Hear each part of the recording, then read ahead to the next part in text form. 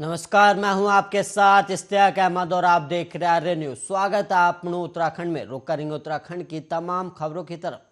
अलग राज्य बनने के बाद उत्तराखंड 5वें विधानसभा चुनाव के लिए तैयार है और पिछली बार 3/4 से अधिक बहुमत के साथ सरकार बनाने वाली बीजेपी इस चुनाव में अपने सबसे युवा मुख्यमंत्री पुष्कर सिंह धामी के नेतृत्व में मैदान में उतर रही है। और अगर धामी को मुख्यमंत्री के रूप में अपना कौशल दिखाने के लिए केवल सिर्फ 6 महीने का ही समय मिला, लेकिन इस छोटी सी अवधि में भी अपनी कार्यशैली के साथ ही निर्णय लेने की क्षमता उनमें प्रदर्शित की और वक्त के रूप में विपक्ष विशेष रूप से कांग्रेस पर चुटेले अंदाज में निशाना साधना उन्हें भाता है और कांग्रेस को वो आक्रामक तरीके से घेर रहे हैं। और वहीं चुनाव के मोर्चे पर सक्रिय धामी सोची समझी रणनीति के तहत हरीश रावत के नेतृत्व वाली पिछली कांग्रेस सरकार को भ्रष्टाचार के मामले में कटघरे में खड़ा कर रही है। और वही हमारी 5 साल की पारदर्शी सरकार रही और एक भी मामला भ्रष्टाचार का नहीं आया। और कांग्रेस के हरीश रावत सरकार पूरे समय आंख भ्रष्टाचार में डूबी रही और उनका स्टिंग ऑपरेशन, उनका शराब कांड, खनन कांड भ्रष्टाचार की खुली किताब है।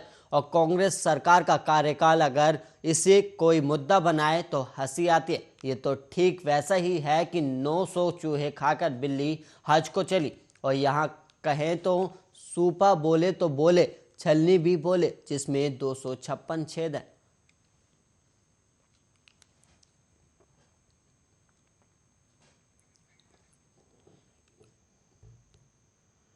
चुनावी राजनीति में परिवारवाद हमेशा से ही बड़ा मुद्दा रहा है, लेकिन इस मुद्दे के बावजूद राजनीति में परिवारवादी हावी है और राज्य में सत्तारूढ़ बीजेपी हो या कांग्रेस, दोनों ही दल परिवारवादी की छाया से बाहर नहीं निकल पाए हैं। और वहीं फायदा लेने के लिए सियासी दलों ने भी परिवार को जब चाहा अपनाया और जब चाहा इस मुद्दे पर सियासत भी की और विरासत की सियासत के दम पर राजनीति कर रहे उत्तराधिकारी टिकट की चाहत कर रहे। और वहीं आपको बता दें कि विरासत की सियासत की पड़ताल की गई और परिवारवाद की राजनीति के मामले में कांग्रेस सॉफ्ट टारगेट रही और बीजेपी ने इस मुद्दे पर कांग्रेस पर हमेशा हमला किए। और लेकिन तस्वीर का दूसरा पहलू ये भी है कि वो खुद परिवारवाद की छाया से महफूज नहीं रह पाए। और उत्तराखंड के उपचुनाव इतिहास साक्ष्य है कि जब जब बीजेपी के सामने नया उत्तराधिकारी चुनाव का अवसर आया, उसे राजनीतिक फायदा लेने के लिए परिवार के सदस्य को ही चुना गया।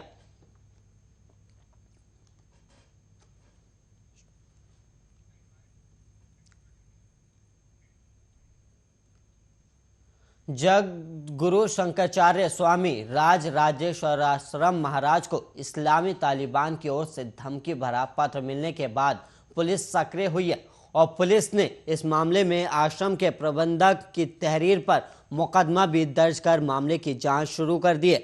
और वहीं खनखल थाना प्रभारी मुकेश चौहान के मुताबिक खनखल स्थित श्री जगधुरु आश्रम में शारदा पीठाधीश्वर जग गुरु शंकराचार्य स्वामी राज राजेश्वराश्रम महाराज के आश्रम के प्रबंधक नारायण शास्त्री ने पुलिस को शिकायत दी, जिसमें उन्होंने बताया कि 13 जनवरी को शंकराचार्य स्वामी को पोस्ट के माध्यम से इस्लामी तालिबान का एक धमकी भरा पत्र मिला, जिसके बाद महाराज ने पुलिस को इस मामले की सूचना दी है।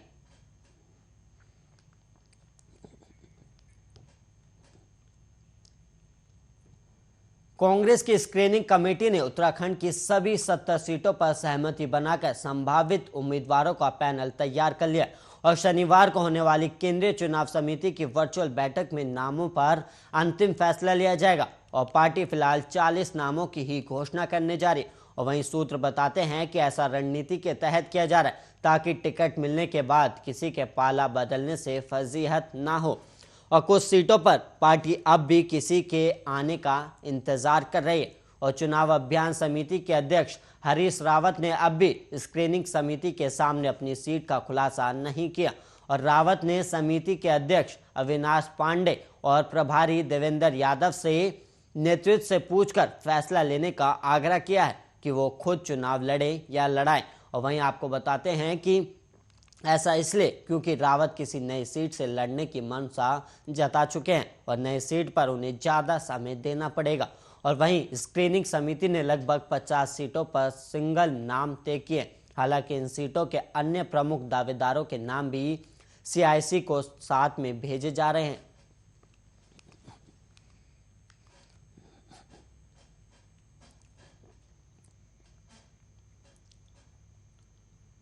धर्म संसद में नफरती भाषण के मामले में संतों के खिलाफ दर्ज मुकदमों की वापसी और एसआईटी रद्द करने की मांग को लेकर संतों की प्रतिकार सभा अब बैरागी कैंप की जगह सर्वानंद घाट पर होगी। और वहीं यति नरसिंहानंद के अनशन के चलते सभा की जगह बदली गई है। और वहीं शुक्रवार से षट चंडी महायज्ञ शुरू हो गया। और वहीं 16 अगस्त को प्रतिकार सभा की सुबह पूर्णाहुति के साथ महायज्ञ संपन्न होगा।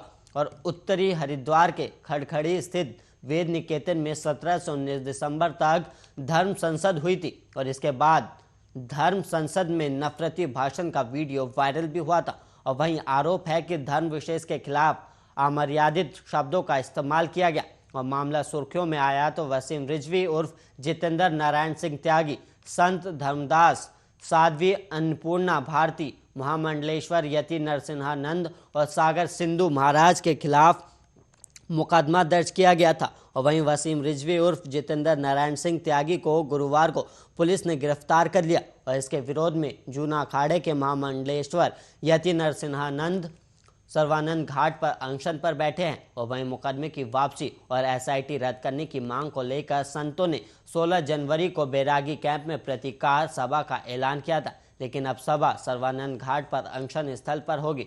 और शुक्रवार शाम 4 बजे से यहां षट चंडी महायज्ञ का आयोजन शुरू कर दिया गया।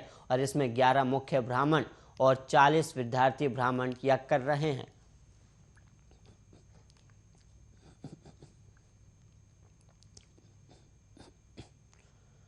उत्तराखंड में कोरोना संक्रमण लगातार बढ़ रहा है और शुक्रवार को राज्य में 3,200 नए मामले सामने आए और अब तक कुल 7,438 मरीजों की मौत हो चुकी है।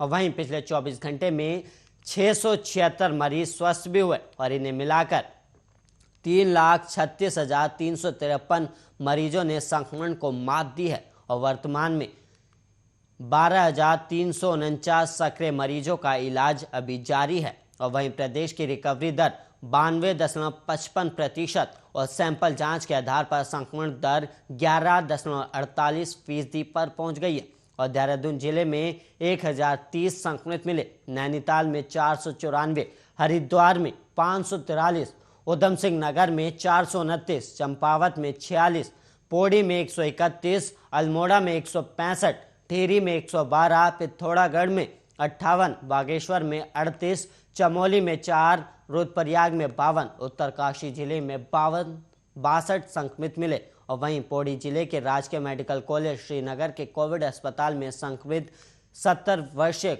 वृद्धि की मृत्यु भी हो गई है।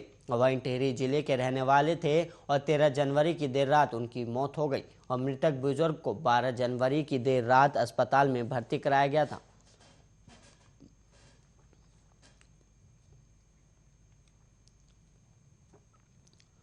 वहीं टिहरी के जौनपुर विकासखंड के बाजार के मोटर मार्ग में एक युवक का शव बेलघर नदी में पड़ा मिला और साथ ही शव के साथ ही उसकी बाइक भी नदी से मिली है। और वहीं स्थानीय लोगों द्वारा घटना की जानकारी ठडियूड थाना पुलिस को दी गई, जिसके बाद शव को नदी से बाहर निकाला गया। और युवक फोटोग्राफी का काम करता है और एक बुकिंग में गया हुआ था। और थाना ठडियूड पुलिस ने घटनास्थल पर जाकर शव को कब्जे में लेने के बाद पोस्टमार्टम के लिए भेज दिया है। और वहीं पुलिस के मुताबिक पहले शव की पहचान नहीं हो पा रही थी और बाइक नंबर के आधार पर पुलिस ने ट्रेसिंग शुरू की, जिसके बाद शव की पहचान 25 वर्षीय नरेश कोहली, ग्राम कोट, थाना धरासू, जिला उत्तरकाशी के रूप में हुई है।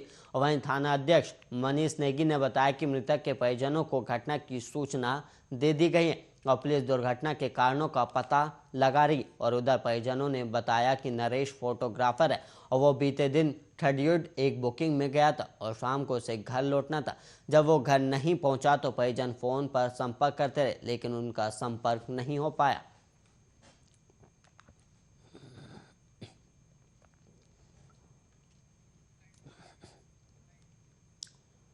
उत्तराखंड एसटीएफ को बड़ी सफलता मिली और एसटीएफ ने कॉस्मेटिक ट्रक लूट मामले में तौसीफ नाम के बदमाश को गिरफ्तार किया और तौसीफ इनामी बदमाश है और बदमाश तौसीफ पर 10,000 रुपए का इनाम भी घोषित है। और वहीं तौसीफ लूट के बाद 2019 से फरार था और पुलिस तब से ही इस बदमाश को गिरफ्तार करने के लिए हाथ पैर मार रही थी। और वहीं उत्तराखंड एसटीएफ को इनामी बदमाश तौसीफ के गाजियाबाद में होने की सूचना मिली थी और इसके बाद पूरी प्लानिंग के साथ एसटीएफ ने बदमाश तौसीफ को पकड़ने की कार्रवाई की और तौसीफ को उत्तराखंड एसटीएफ ने गाजियाबाद के लोनी से पकड़ा है और पुलिस को देर रात इस कुख्यात बदमाश को पकड़ने में सफलता मिली है और उत्तराखंड के डीजीपी अशोक कुमार ने एसटीएफ की सफलता पर खुशी भी जताई है।